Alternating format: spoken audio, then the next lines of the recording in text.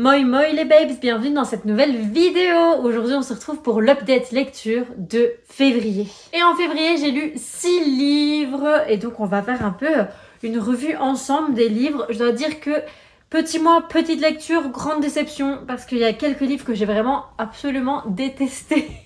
Mais heureusement il y en a que j'ai aimé et on va commencer par un livre que j'ai aimé parce que bon quand même. Et c'est Simon, l'enfant du 20e convoi, qui est donc une histoire vraie. C'est l'histoire vraie de Simon Gronowski, un Belge qui a survécu à la Seconde Guerre mondiale, alors qu'il était juif. Donc c'est le seul de...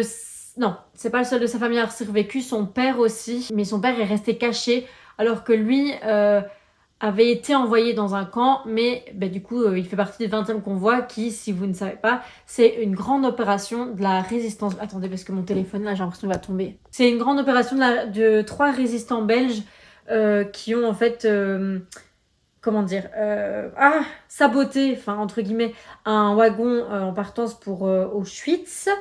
Et en fait, c'est pas ce wagon en question c'est pas ce wagon-là en question. En fait, le fait que les gens de ce wagon aient entendu et vu des gens s'enfuir et tout, en fait, ils ont réussi à casser la porte et plusieurs personnes se sont enfuies, dont Simon. Et il y en a pas beaucoup de personnes. Je pense que peut-être, ils le disent dans le livre, mais je me souviens plus, peut-être genre 70, un truc comme ça. Bref, du coup, c'est vraiment un rescapé et c'était trop intéressant. Et surtout, j'ai appris beaucoup de choses sur la guerre en Belgique. Ce qui est assez rare parce que c'est vrai qu'on a souvent le côté français ou polonais. Mais en Belgique, c'est con, mais en étant belge, je connaissais quand même un peu moins. Et du coup, j'ai trouvé ça super intéressant parce qu'on aborde aussi le rexisme, donc avec Léon de Grelle. On aborde aussi tout ce qui est bombardement de Bruxelles, et de la mer du Nord et tout. Enfin, c'est bête, mais en fait, j'étais pas au courant de plein de choses. Ensuite, un livre qui m'a plutôt énervée. Et en fait, étonnamment, quand j'ai terminé ce livre, c'est Mercure d'Amélie Nothomb, j'ai donné 4 étoiles. Donc une très bonne note. Et en fait, quand j'y repense maintenant, j'ai envie de lui donner 1,5. En fait, le building de l'histoire était intéressant.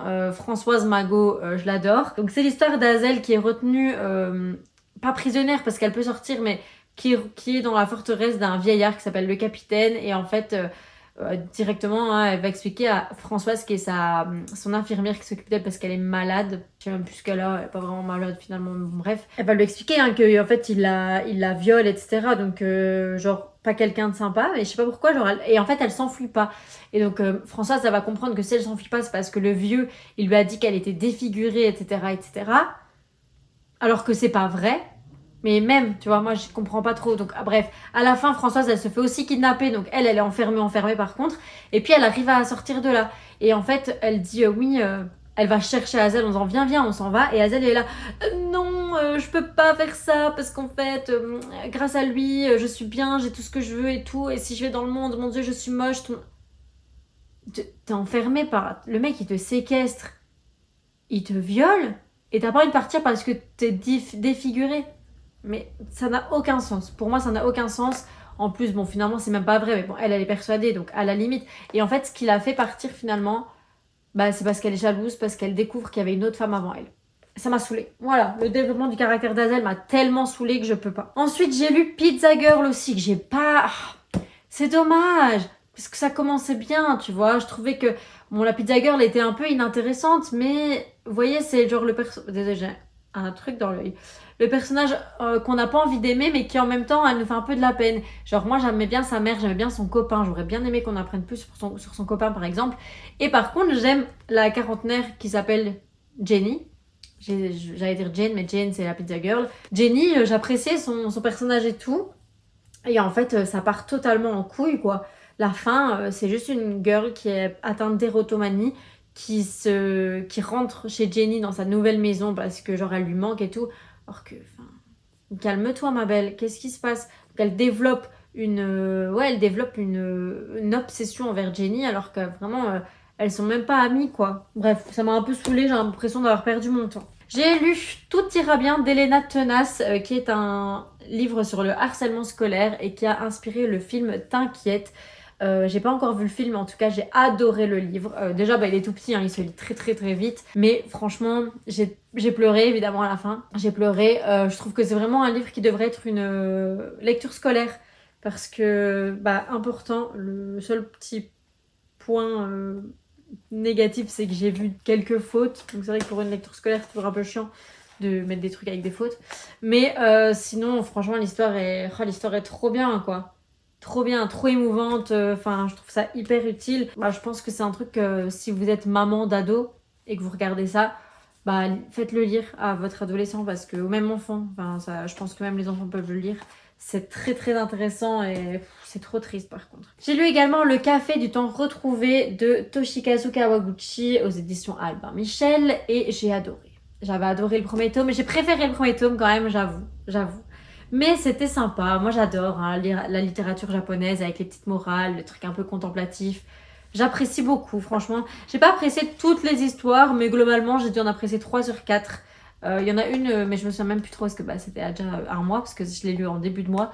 Il y en a une où je me disais vraiment qu'elle servait à rien, mais sinon les autres, franchement, c'était cool. Et je suis plutôt contente de l'avoir lu. J'ai hâte de lire le 3e tome, parce que je sais que le 3e tome est sorti. Mais ouais, c'était cool, franchement.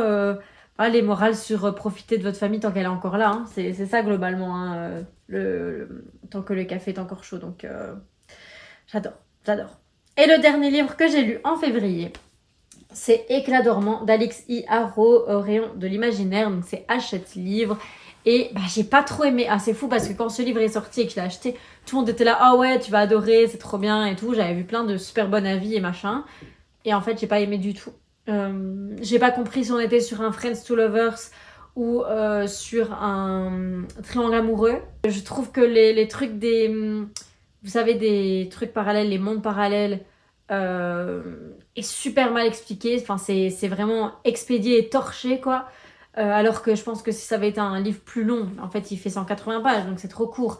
Si ça avait été un livre plus long, on aurait pu mieux expliquer ce qui se passait, mais là c'est les univers parallèles, ça n'a aucun sens. Vraiment, j'ai rien compris. J'ai pas trop compris